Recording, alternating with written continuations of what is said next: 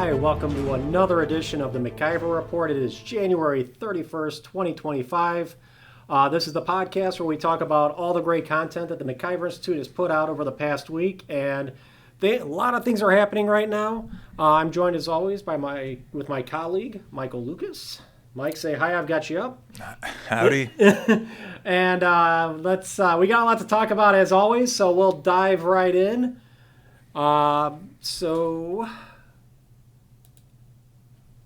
Let's start off with Governor Evers. Going back to his State of the State. This was last week, last Wednesday.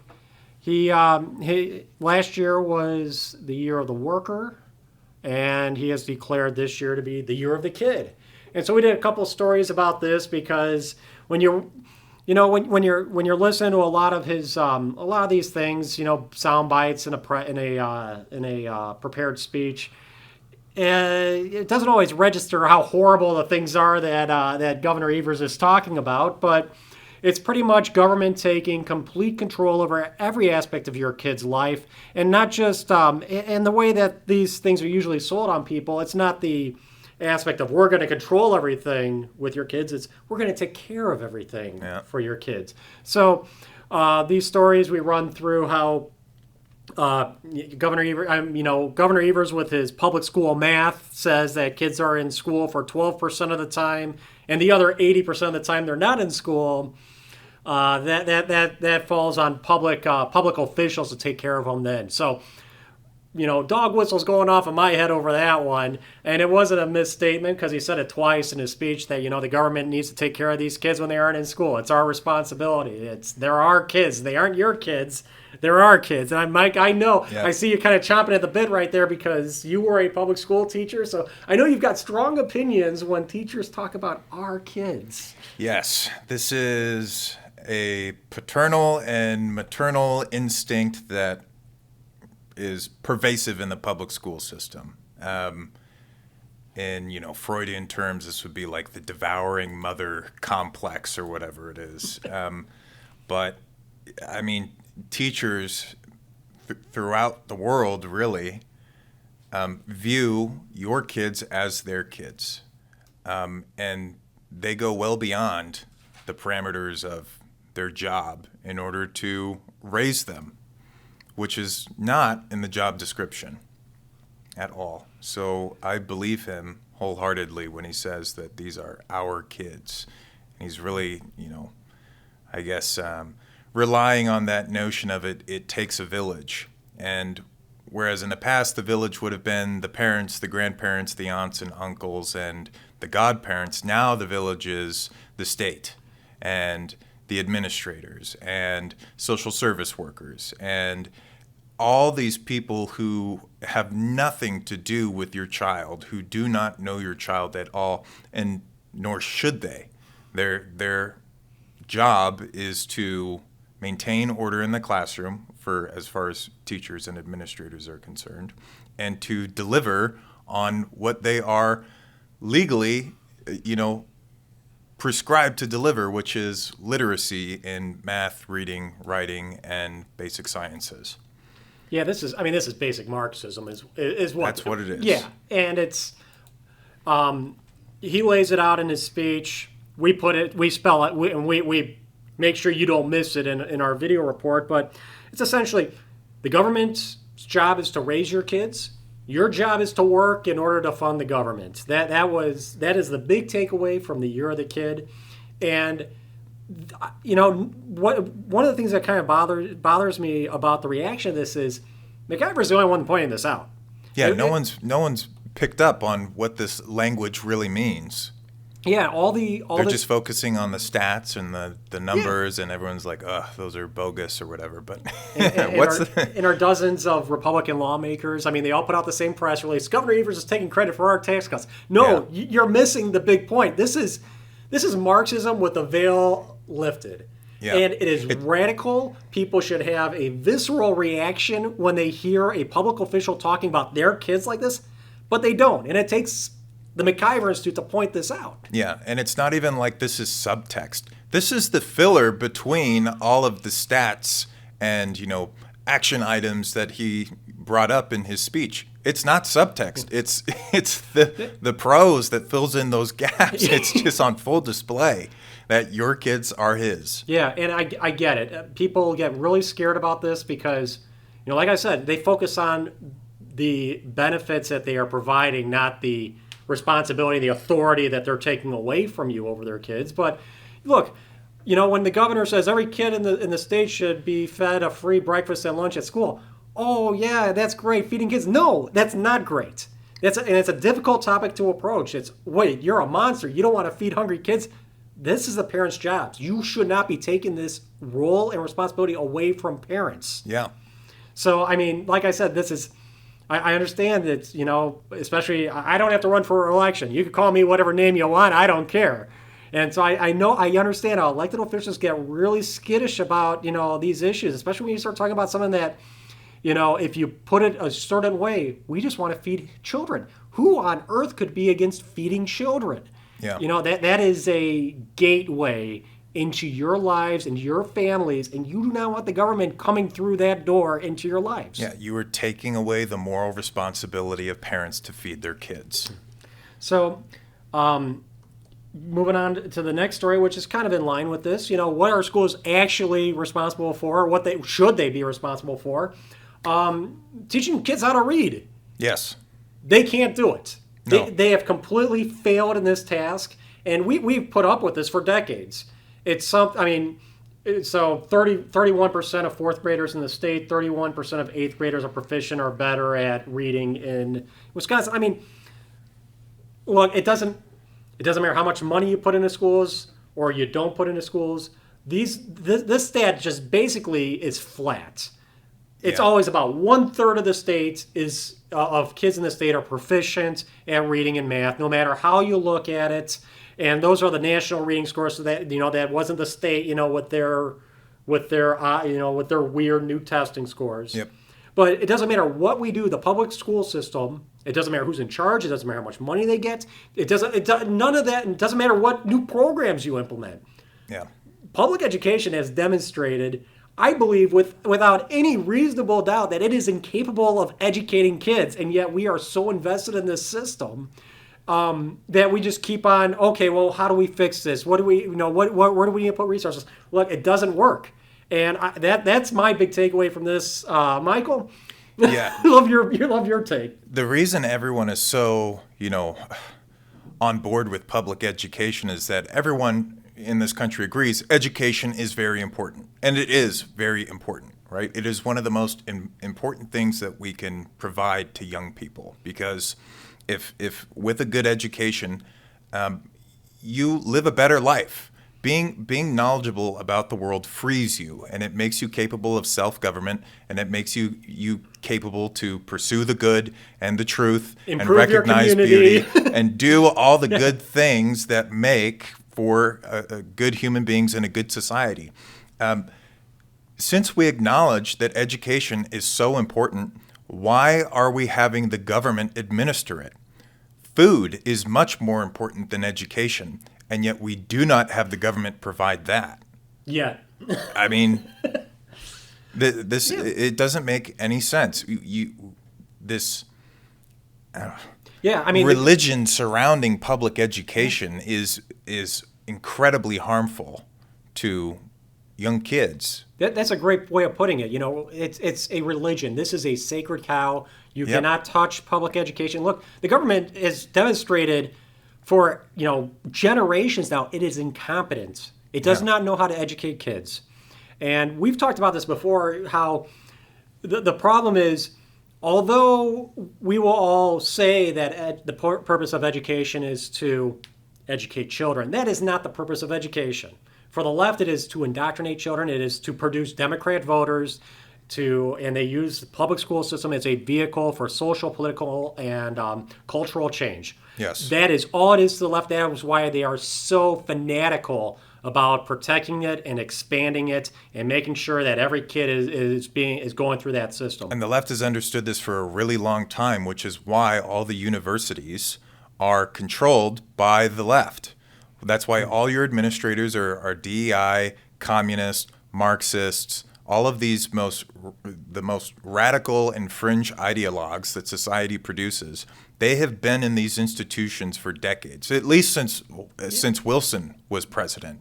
But they understood this very early on, that if you control education, then you control how people think, and then you control politics. And unfortunately, for too many parents, it's also not about education for them either, even though they'll say it is. It's about having a babysitter, Yeah. and then sports, Yes. and then grades, Yes. and not having anything to back those grades up. They in just that want to order. see the letter Yeah. on the piece of paper. Yeah. I'm so going back to these stats in just a second.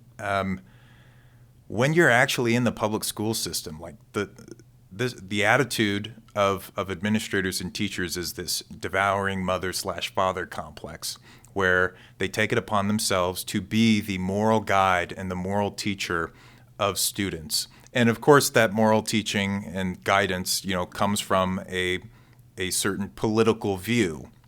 But what they do with these failing students is whenever they have a kid who's failing, which, as we know from these stats, is all of them, what they do is they then make excuses for the kids. They say, yeah, they really struggle, and Jimmy has a really difficult home life, without any basis whatsoever for saying that. And they informally adopt this child and will do whatever they can to make excuses for their poor performance in school without ever holding them accountable for their own decisions, which is ultimately Jimmy doesn't care about school because you've given him no reason to. He has discovered throughout his time in the public education system that you will pass him along to the next grade no matter what. That when he acts out in class, the worst thing that's going to happen to him is that, Jimmy, I think you need to go calm down. Why don't you go take a walk and go to the office and get a piece of candy and a drink of water, and then come back when you're ready to join class. And they do that for 30% of these kids. So they can do whatever they want. They never suffer any consequences. They're never held to account. They don't have to turn in homework. They don't have to do tests. Then we go, a step further, and we say that, not only does, he come from a difficult, home life, a difficult background, but also he has a learning disability. He suffers from ADHD. And then they medicate these kids by giving them freaking Prozac and other antidepressants and Adderall and Ritalin and all other sorts of stimulants. And when those still don't work, they say, well, what are we supposed to do? For an ADHD kid, he's doing rather well. Give him a C, pass him along. I mean, there is no consequence for failure in the public school system because all of you support it. Yeah. All of you continue to demand that your school property taxes increase every single year. And it's because you have a slavish devotion to a failing institution, because you are so enthralled with a teacher. Teachers are a sacred cow, as you said, and they are untouchable. They are beyond scrutiny, and you can never do anything to, work against them, because we assume that they're all good people and that they're all qualified to do their jobs. Teachers are idiots. Talk to these people. They know nothing. And we know they know nothing because your kid can't read. They can't do math themselves, and they're supposed to teach math. Going back to these stats, when you break it down demographically, if you look at fourth grade black students in Wisconsin, fourth grade black students have the lowest math proficiency rate in the United States. 5% are proficient at grade level. All of those kids are graduating. And they'll all make it through high school. Yeah, exactly. You got 30% proficiency rate. You got like a 95% graduation rate. So yeah, you figure out what that gap means. But and then in terms of your example of Jimmy grows up. He becomes a terrible worker who can't hold down a job. And he becomes a terrible citizen. Who can't avoid the law. And even worse, his life is in disarray because you haven't prepared him for adulthood. He can't do arithmetic. Yeah. He's supposed to manage his finances. He has no concept of numbers. Yeah. So we're gonna keep coming back to this. I mean, education. Obviously, it seems like education is always dominating this our show here, but there's a reason for that. It's because it is front and center. It is, the largest portion of the state's discretionary budget. It is, it drives so many different things in our communities. And as I was previously saying, I mean, to the left, public education is a vehicle for cultural, political, and social change in our communities, and it is a very, very successful one. So, Yeah. all right, so next story, we got state superintendent's race coming up. So we got 3 candidates running. Jill Underly is the Incumbent. the incumbent. She is a leftist, but Governor Evers doesn't like her because she's not liberal enough. So he's supporting the other candidate. I can't remember his name right now. And then we've got. Oh, he's not supporting Kinser? No, so Brittany Kinser is the candidate that the right is supporting. She is not a Republican. She is not a conservative. She is just the least liberal of the 3 candidates. Mm-hmm. So, she's out there. She's trying to make it. She's out there saying that presenting her race as it's about actual academic achievements. So we highlighted that. I don't think we should weigh in too much on this, just so that people understand the dynamics that's out there. Okay, moving on to more about Governor Evers. The Trump administration has been that bull in a china shop. Yeah. Breaking down, making us really look at things in a new way. He's issued that order to freeze all grant spending. All the liberals in the country lost their minds. Governor Evers, or actually Josh Call, joined all the other Democrat attorneys general around the country to sue the president over this. And I guess, even before that lawsuit went anywhere, the president kind of refined his position. Oh yeah, there's my picture from the State of the State. I don't know why no one else shared this one.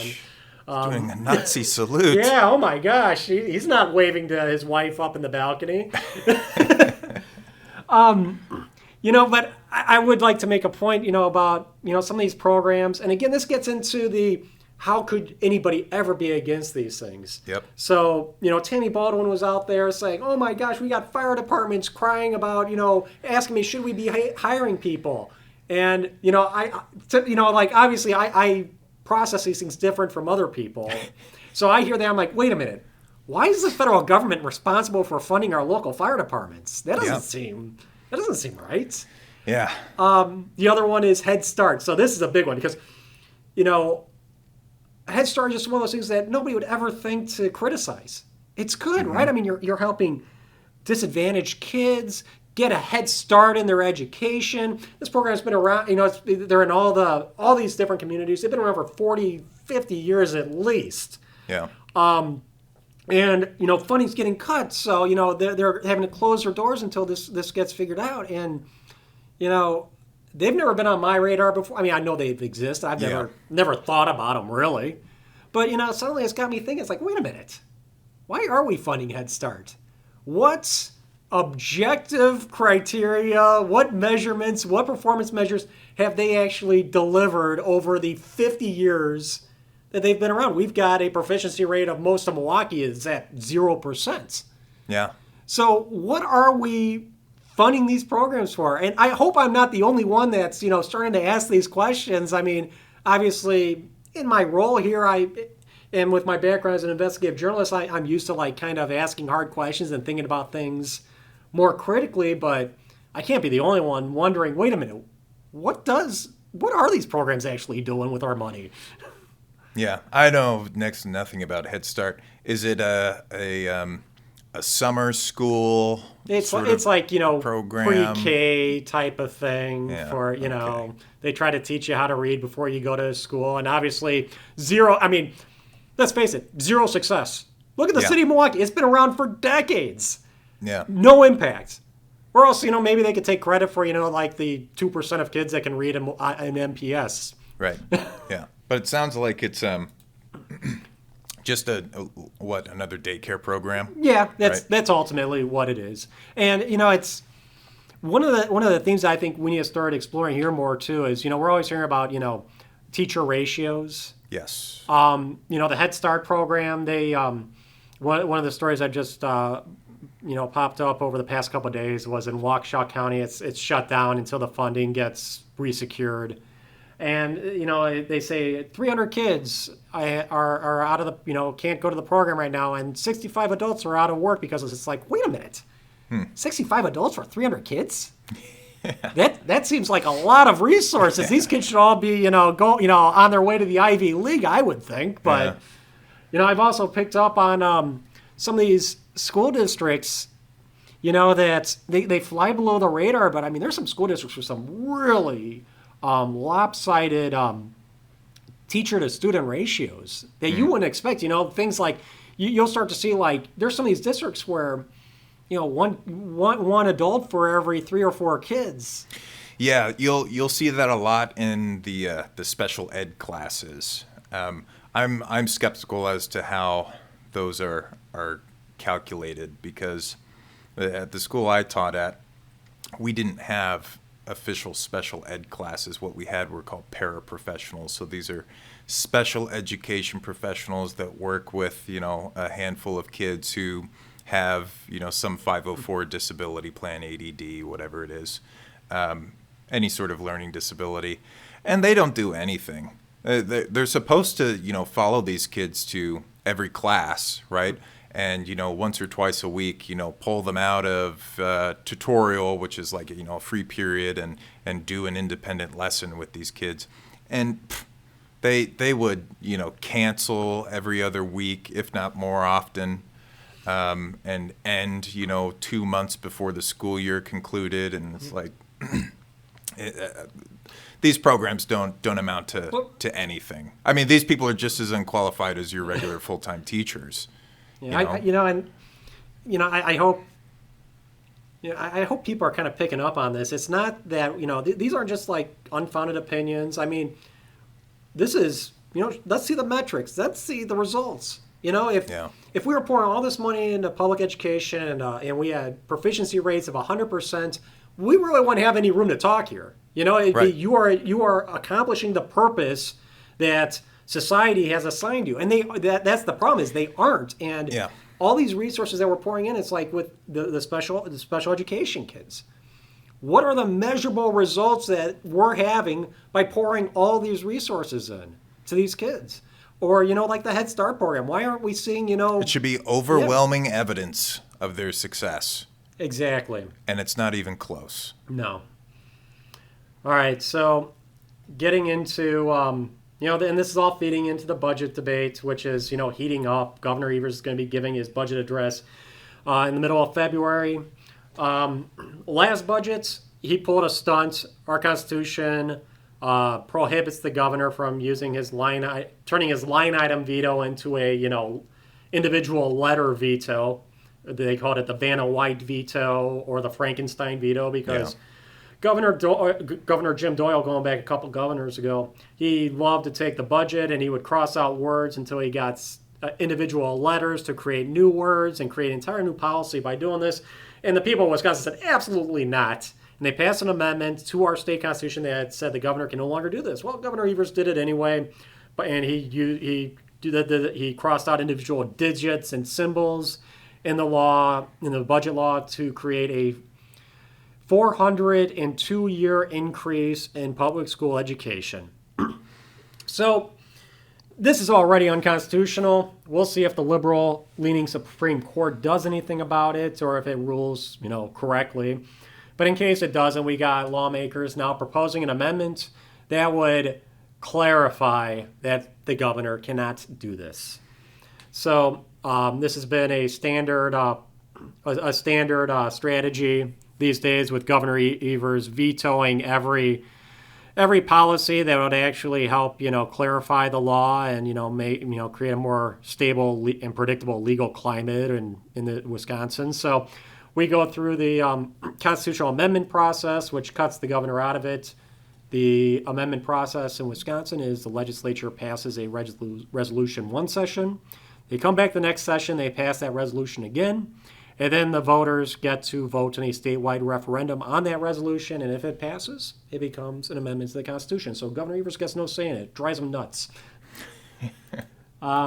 So that's what this story's about. And then we got lawmakers proposing a new law, which Evers will obviously veto, but it makes a point. The federal government, Trump administration says, hey, no more of this, transgender flag or your cause of the month flag flying over government buildings. It's just going to be the U.S. flag from now on. Yep. Sounds great. Yeah, Wisconsin. I mean, they're making it a little bit more broad. Obviously, the U.S. flag in the state flag and POW, MIA flag that's been around for 40 years. So sure, and then the branch flag. So, yeah, this would be nice. I'd love to stop seeing that flag fly over every building, government building, public building in June. And apparently for some of them, it's going to be for the next 4 years in some communities around the states because they're so upset. But there's that. And stay on the issue of, LGBTQ, and which feeds into DEI. Our friend LeVar Charleston at UW-Madison, he was just demoted this past week. The inveterate plagiarist. Yes. You see, I don't get these guys. I mean, what a sweet gig. You get hired as the diversity czar for a company or an organization or a government agency or a school, and you are making just gobs of money just to occupy a chair and have your name on the door. Wasn't it like $300K? It was like between $300 and $400K. I mean, seriously, more than most professors make at the UW. This is like the most transparent racket ever. It is complete. It's obscene. All of these DEI people are like pulling in salaries like this. It's like that Matt Waukesha movie came out with Am I Racist, right? Where it's like these consultants are charging, like $100,000 for a 2-hour, whatever program seminar. Oh my gosh. Well, you see, but what I don't get is you have just landed a dream job. Do not screw this up. I mean, that's what I would be thinking. Like, I got to keep this thing going for as long as possible. I do not want to draw any attention to this. Well, I'm sure these people think that they're perfectly safe. Like, hey, I got this far with this ridiculous program. Like, I'm untouchable. Like, if you said yes to this, I could do whatever I want. Yeah, completely arrogant and entitled. And obviously the type of person that's going to get this job in the first place isn't going to have the mentality that I would have where it's, I better lay low and just hope that nobody calls attention to the fact that I really don't do anything. Yeah, these people are already bold. Yeah. So LeVar Charleston, he was the in charge of the DEI program at UW-Madison. We've covered this guy repeatedly over the years, just talking, he was one of the speakers at a UW-Madison, or not UW-Madison, at a Madison Public Schools professional development session where he was talking about, white supremacy in the classroom. And yes, a whole lot of that in Milwaukee Public Schools, I'm sure. Madison, but Milwaukee Madison, too. Sorry. But they were pointing out all the examples of white supremacism in the classroom, like, keeping the class on schedule, teachers, teaching, not letting students do whatever they want. All these, white ideas about what education is. I mean, the guy's just out there in the first place. We covered another story about him about a year ago where him, his wife, and this other professor, turned out they were plagiarizing all this research that they were doing on diversity topics. I don't know how you get away with that for any amount of time. I mean, just with all the software out there. Well, it's just with Dr. Gay at Harvard, right? President of Harvard. Yeah, that's where this all came out. Yeah. I think it was 11 separate instances of plagiarism, throughout her career, which was, spanned a decade or something like that. But how has no one caught this? And I'm sure it's in part because this is such such an out there field that no one pays any attention to it in the first place, so you wouldn't catch it. But so when that woman, President Gay at Harvard, when she got caught, that's when LeVar and his wife and their colleague got caught. Oh, and it was things like, they had done all this research before, 10 years ago, and then they decided to resurrect it and claim it was new research. Oh, yeah. So I forgot about that. I mean, academic, dishonesty, fraud, that wasn't enough to sink his ship. And even then, he's just, all right, man, you got a good job here. Straighten out. Let's try to, get the heat off me. Well, No. Now we got a situation where apparently the books at his department were all screwy. There's all kinds of money missing. So, Oh, yeah. So, all right. So UW-Madison, at this point, they can't ignore this problem anymore. So LeVar Charleston, not fired. Nope. Not fired. Demoted. Now he's just back in the classroom teaching. So he's probably still making six figures, just not. Oh, yeah. Not Absolutely. multiples of six figures. I'm sure he could find his salary too. It's probably public, Yeah. on the UW system website. But Yes. 6 figures for sure. Yeah, so he popped up on our radar again last week. And now on the Legislative Audit Committee, they're talking about wanting to do a full audit of DEI. That'll be interesting. I hope that does happen. So yeah, there's that. We've got, going into local finance now. We got Waukesha County sales tax proposal is officially dead. So, Good for them. yeah, and it's, So yeah, small victory, but a victory. yeah, taxpayers have said, hey, this is not, we aren't on board with this. In Wisconsin, the way our local government funding works, counties have the option of, so we have a 5% state sales tax in Wisconsin. Counties have the option of tacking on another 0.5% that goes directly to support those counties. Pretty much every county in the state has done this except for 2. Waukesha County is Right. one of the holdouts, and taxpayers, they feel like they're paying too much these days, so they aren't on board with the county changing course now. Okay, so here's the other big one. This one is affecting just a couple communities right now, but this is becoming a trend. City and village referendums. So, municipalities, I've done videos on this, they can't raise taxes as high as they want. Their revenue growth is tied directly to their value growth. So, more people come into town and build houses, the more property taxes they get to collect. Determined by net new construction. Net new construction. Yeah, whatever's built and the value of that. So that's property taxes make up the largest portion of local government's budgets, but then the second largest source of revenue is shared revenue from the states. Local governments can go to referendum to ask for more money, and it never really happens.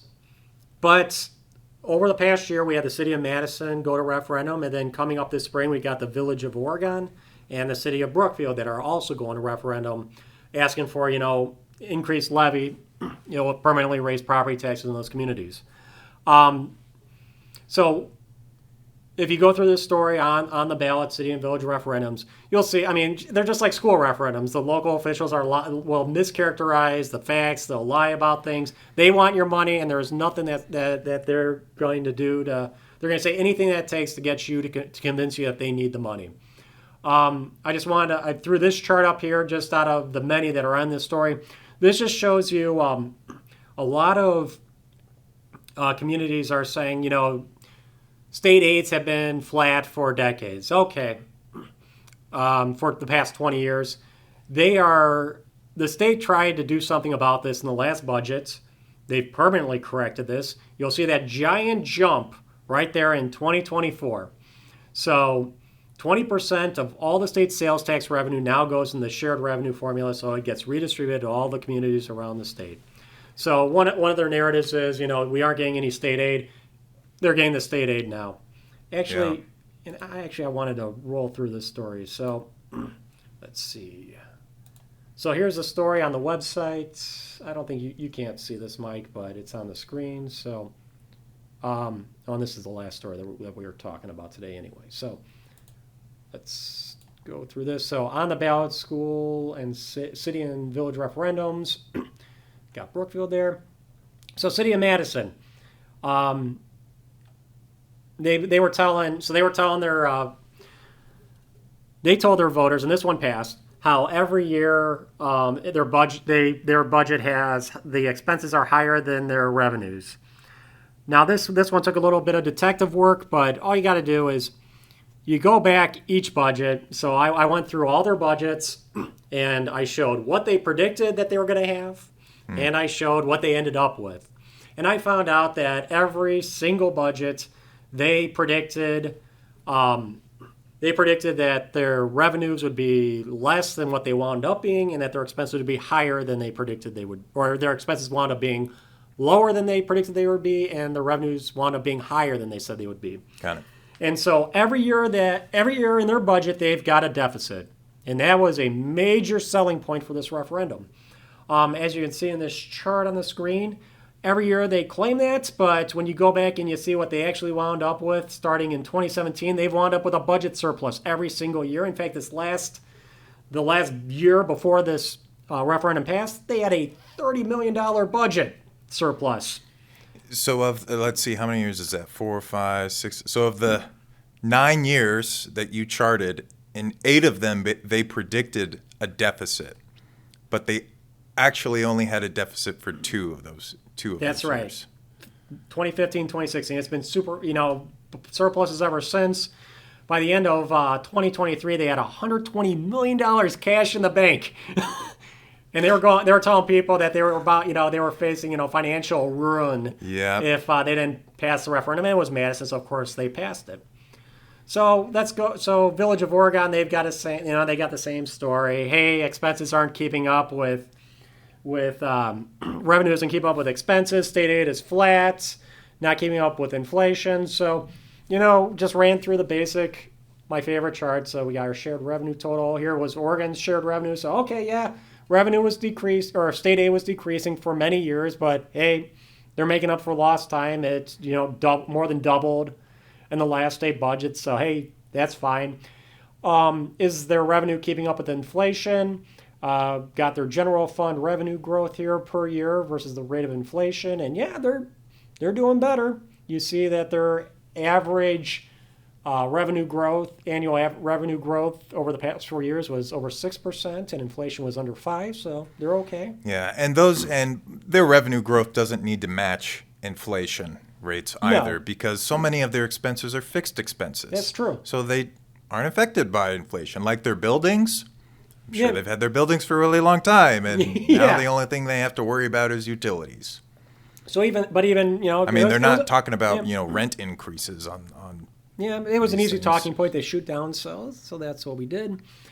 We've got their revenue showing how the revenue is the increase in their revenue is outpacing the increase in their expenses, so they're doing fine there. And the last one, talking about fund balances again, they got $35.8 million in their fund balance. That's what they are projecting for this year. So that's their number. That's their number. Yeah. That is what they predict. So again, they don't need this referendum, but they're going to see if they can get it passed anyway. Oh yeah, then my favorite one, the current ratio. This shows how liquid are you? Do you have enough money? Do you have enough assets that you could immediately liquefy to meet your obligations? They got over 3.5 times more money than they needed to pay their bills, so they are really doing okay. Yeah, that is 3.7. That's you got too much cash. Yeah. That's why aren't you investing this? Why is this right? Yeah, a bank would love to have a capital ratio like that. Oh my God. Actually, they wouldn't. They want it to be. They want to be more leveraged than that. But yeah, that's got to be reinvested. City of Brookfield. So they've also got a $4 million. They got a referendum here too. And this one's really easy to debunk because they're claiming how their needs, their expenses are going to outpace their tax levy. There's going to be more money. They're going to be over their levy limits with their expenses.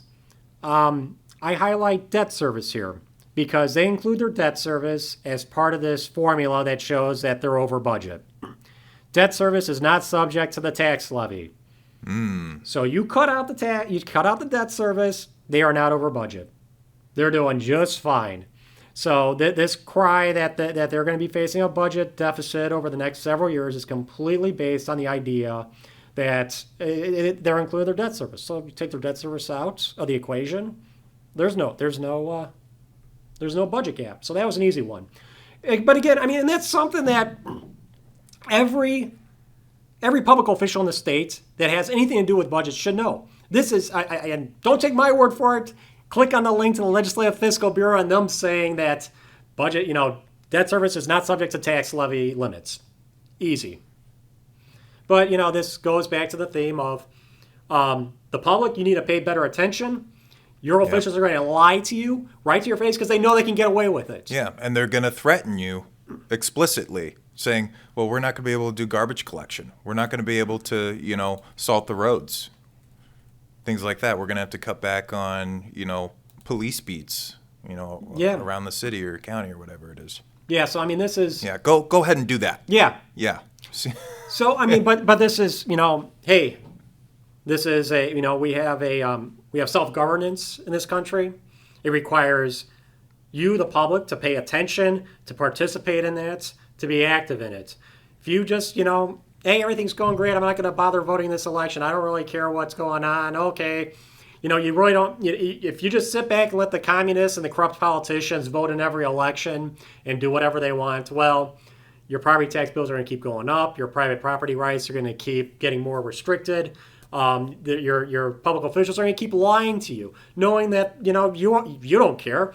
You'll pay your taxes. You'll keep voting for them. You won't demand resignations. You'll never hold their feet to the fire. So. Right. And when they make these threats saying that they're going to have to cut, all these vital services, call their bluff and vote no on the tax increases, right? Vote no on this. Because then what you do is you put the pressure on public workers within, the state government or, municipal government.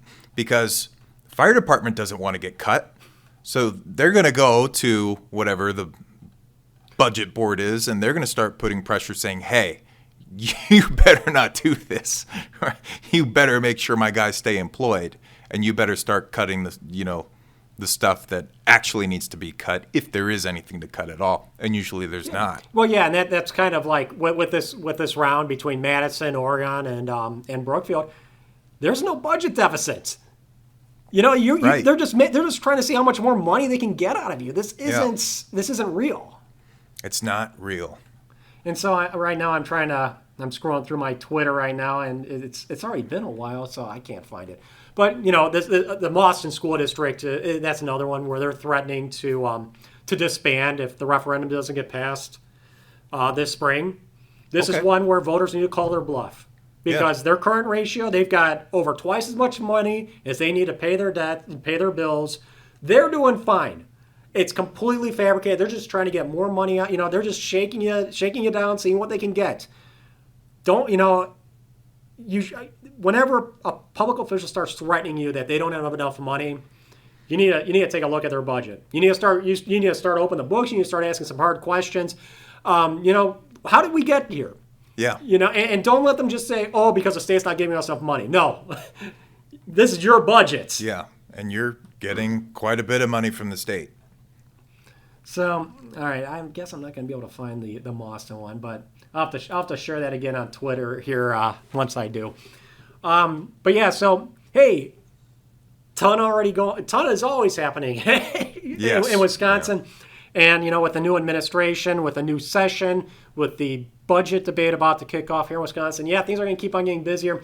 So that's why we do this podcast, to kind of bring everyone up to speed. But hey, be sure to check, MacIverinstitute.com regularly. We've got multiple stories going up every day that you aren't going to see anywhere else. That's why we go through this like we do at the podcast. Make sure you don't miss anything. Follow us on Twitter at MacIverWhisk and at News MacIver. Follow us on Facebook. Follow us on YouTube. So, again, for, the week of January 25th, this has been the MacIver Report. I'm Bill Osmulski. I was joined by my colleague, Michael Lucas. And he's got another podcast coming up within the next few days, so be sure to check that out about energy in Wisconsin. And for the MacIver report, we will see you again next week on Friday. See ya.